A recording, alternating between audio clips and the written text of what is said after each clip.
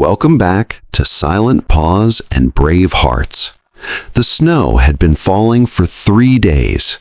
Not a blizzard, not a storm with thunder or fury or drama, just a quiet, patient kind of snow, the kind that doesn't announce itself, the kind that simply arrives and stays and slowly buries everything beneath a white silence so deep that the world begins to feel like it has forgotten it was ever warm. On a narrow back road outside Cody, Wyoming, a dark blue pickup truck moved slowly through that silence, almost carefully, as if the driver understood that speed had no place here. Behind the wheel sat Robert Callahan. Most people who knew him, and there weren't many left who did, called him Boone. He was 50 years old. His beard had gone gray faster than he expected. His shoulders were broad, built by years of carrying weight that had nothing to do with equipment. His hands rested loose on the steering wheel, but if you looked closely, you would notice they never fully relaxed, even now. Even here, even in the middle of nowhere, Wyoming, with nothing outside but snow and fence posts and the occasional frozen crow sitting still on a wire. In the passenger seat sat Valor, a German shepherd, retired, like his partner. Valor's muzzle had gone silver over the years. His hips stiffened in the cold, and mornings took him longer than they used to.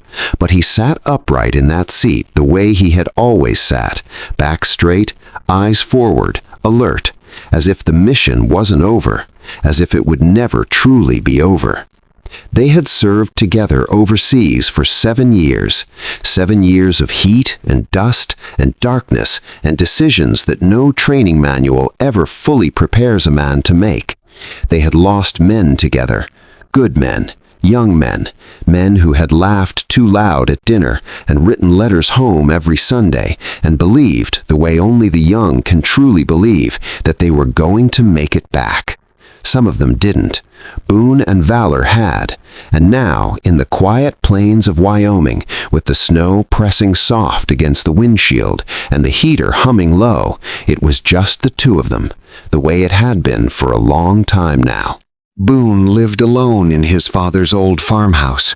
Wood floors that creaked in the night, a cast-iron stove that burned uneven, walls that had heard far more silence than laughter these past few years. He told people he liked it that way. He told people the quiet suited him. The truth, the real truth that he never said out loud, was that crowds made him uneasy, fireworks made him flinch, sleep came in short, broken pieces, and the dreams that filled those pieces were not the kind a man talks about over coffee. He had come home from war. He just hadn't fully stepped out of it. But Valor helped. Valor had always helped. On the nights when Boone sat in the dark at 2 a.m, unable to close his eyes, Valor would cross the room without being called and press his warm body against Boone's leg. No words, no solutions, just presence, just the steady, faithful message that passed between them without sound. I am here. I am still here. That afternoon was meant to be simple. Groceries, coffee, a bag of dog food, home before dark. Nothing more, nothing complicated. Just the kind of errand that fills a quiet life and asks nothing of the man living it. Boone drove slowly, watching the road. The windshield wipers moved in a slow, steady rhythm. The heater ticked. Outside, the snow came down in soft, unhurried curtains, and the world beyond the glass was nothing but white and gray and still. Then Valor lifted his head. It was subtle, just a small movement, but Boone noticed it immediately, the way men who have worked alongside dogs in the field notice everything. Valor's ears rose, his nostrils widened, his brown eyes shifted toward the right side of the road, sharp and focused in a way they hadn't been in months. And then he made a sound, low, uncertain, something between a whine and a warning. Boone slowed the truck. He leaned forward slightly, squinting through the falling snow, and then he saw her. Near a buried fence line, half hidden by the drifts, stood a dog, a mother, thin, trembling, her ribs pressing visible through a coat that should have been thicker. She wasn't barking, she wasn't running, she was simply standing there, in the middle of that terrible cold, with the kind of stillness that doesn't come from calm. It comes from exhaustion, it comes from having nothing left to spend. At her feet, scattered in the snow like something unbearable to look at, lay her puppies. Small, so small, half covered in white, some of them belly up, none of them moving. Boone's hands tightened on the wheel. His training moved through him like water through a familiar channel. Assess, detach, move on. He had learned long ago that nature was not cruel, it was simply honest. Winter did not apologize, it did not negotiate. These things happened out here on back roads in Wyoming, where the land was vast and indifferent, and no one was coming to save anyone. He could be home in 15 minutes. Warm fire, closed door, Valor fed and settled on his blanket, the quiet, manageable life he had built carefully around his damage. No one would ever know he had stopped here. No one would ever know he had driven on. He sat there for a long moment, the engine idling, the wipers moving back and forth, back and forth. Then one of the smallest puppies shuddered. It was barely visible, just a faint tremor beneath the headlights. A tiny body fighting something it had no business fighting, with no reason left to fight it except the stubborn, wordless insistence of being alive. Valor sat fully upright. And something happened inside Robert Callahan that he had not expected on a Tuesday afternoon in the snow. He was no longer in Wyoming. He was in a desert, thousands of miles away. And the man on the ground in front of him was not a puppy. He was Danny Ruiz, 24 years old, from San Antonio, Texas, a young SEAL who had laughed too loud and called Boone old man, even when Boone was only 38, and who had worn a photograph of his mother tucked inside his left boot because he said it kept his feet moving forward. Boone had held Danny's hand in that desert. He had looked into those young eyes and said the words a man says when he has nothing else to offer. "You're going home, Danny. You hear me? You're going home." Danny hadn't gone home. Boone had. And not a single night had passed in the years since without Boone turning that fact over in his hands like a stone he couldn't put down. The steering wheel felt heavy. His throat tightened until swallowing hurt. He turned off the engine. The wind hit him the moment he opened the door, hard and sharp and immediate, cutting through his coat and straight into his bones as if it had been waiting for him. He stepped down into snow that came past his ankles and started walking toward the fence line, his boots crunching, slow and deliberate in the silence. Valor jumped down beside him, slower than he used to, landing a little heavier, but steady. The mother dog did not growl. She did not back away. She looked at Boone with eyes that were beyond fear, beyond fight. She looked at him the way a person looks at a stranger in an emergency room when there is no one else left in the world. She looked at him with the very last thread of something that had no name except hope. Boone knelt in the snow. It soaked through his jeans instantly, cold and sharp and real. He reached for the nearest puppy with both hands. The body was frighteningly light, too light. He brushed the snow away gently, the way a man handles something irreplaceable. He pressed the small creature against his chest. "Come on," he said softly, his voice rough from days of disuse. "Come on now." He checked each puppy, moved through them one by one, slow and methodical, the way his hands had once moved through field gear in the dark, by feel, by instinct, by the refusal to accept what the situation appeared to be. Some were too still, but not all of them. He removed his coat without hesitating. The cold hit his body like a wall, but he barely registered it. He wrapped the living puppies inside the coat, pressed them against his chest, and let his own warmth begin its work. Then he reached for the mother. She staggered when he touched her. Her legs gave, slow and graceful and heartbreaking, and she began to fall. Boone lunged forward and caught her before she hit the ground, gathered her against him, and held her the way you hold something you almost lost before you understood its value. And then she did something that nearly undid him entirely. She lifted her head and rested it against his shoulder. Completely. Without reservation, without knowing his name or his history or the weight of everything he carried or whether he was the kind of man who deserved to be trusted with something this fragile. She simply chose him. Boone closed his eyes for just a moment. Valor pressed against his side, warm and solid, bracing him the way he had always braced him. 3 souls in the snow, a broken man, an old dog, and a mother who had run out of everything except the willingness to try one more time. None of them walked away.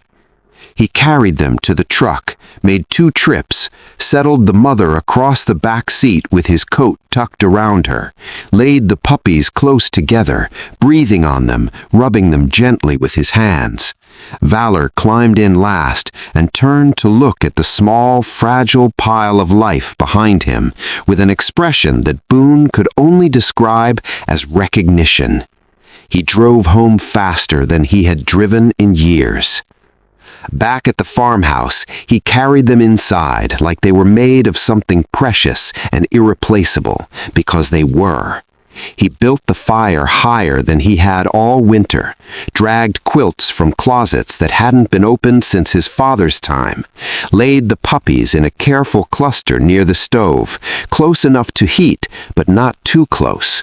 Valor lowered himself beside them with slow, deliberate care, and one tiny puppy, the smallest one, the one that had shuddered in the snow, crawled instinctively toward that warm, silver-furred body. Valor did not move, did not flinch. He simply allowed it. He simply stayed. For the first time in years, the farmhouse was not silent.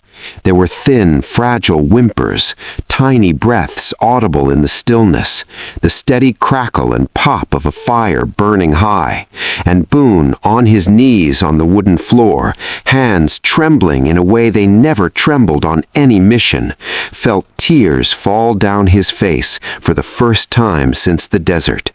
He didn't wipe them away. He let them fall. A knock came at the door.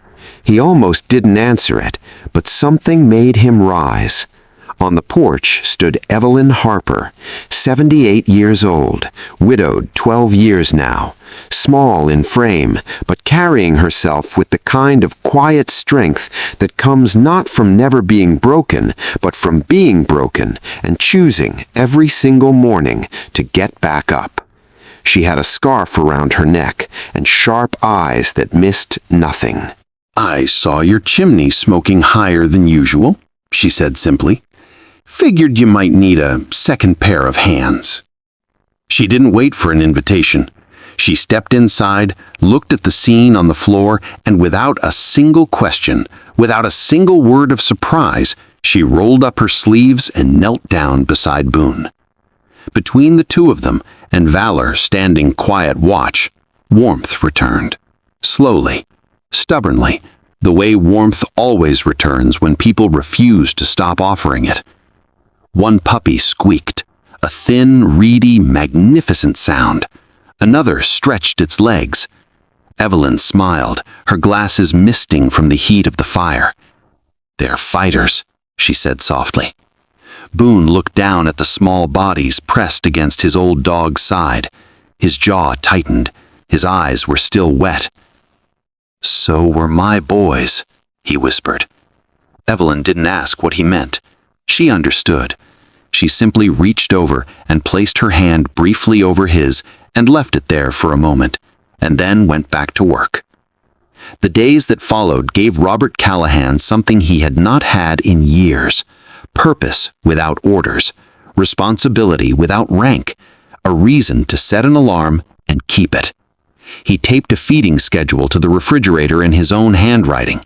He woke through the night to check breathing, to adjust warmth, to press a gentle hand against small ribs and count the rises and falls until he was satisfied. He spoke softly as he worked, not always with words, sometimes just with the low, steady sound of his voice, the way he had once spoken to his team in the dark to let them know he was still there. The mother dog, whom he named Mercy, regained her strength by degrees. Her ribs disappeared beneath filling flesh. Her eyes softened from desperate to something quieter, something that had found its footing. And every time Boone left the room, she followed him. Not out of fear, not out of need, out of a choice she made clearly and renewed every single day. She had decided he was hers. Neighbors began stopping by. Word traveled the way it does in small Wyoming towns, quietly and completely. Someone brought a casserole, someone else brought blankets. An older man from down the road came and sat in Boone's kitchen and drank coffee and didn't say much, and that was exactly the right thing. Laughter returned to the farmhouse, awkward at first, unfamiliar in those old rooms, but real. Valor watched it all from his place on the floor, settled and content, with the quiet satisfaction of a creature who has lived long enough to know that this, right here, is what it was all for. When the puppies were old enough and strong enough, families came. A retired school teacher who had been lonely since her sister passed. A Vietnam veteran, older than Boone, who had lost his wife the previous spring and whose house had gone too quiet in ways he didn't have words for. A young couple expecting their first child, who held the puppy they chose with the careful reverence of people standing at the beginning of something. Each goodbye pulled at something in Boone's chest, but it did not hollow him out, because Mercy would watch each puppy leave, and then she would walk back to Boone and sit beside him and press her warm weight gently against his leg, steady, present, chosen. And slowly, in the way that true understanding never arrives all at once, but accumulates like snow, Boone began to see something clearly. Saving them had not been about filling the space Danny Ruiz had left behind. It had not been about replacing what the years had taken. It had been about something quieter and more lasting than that.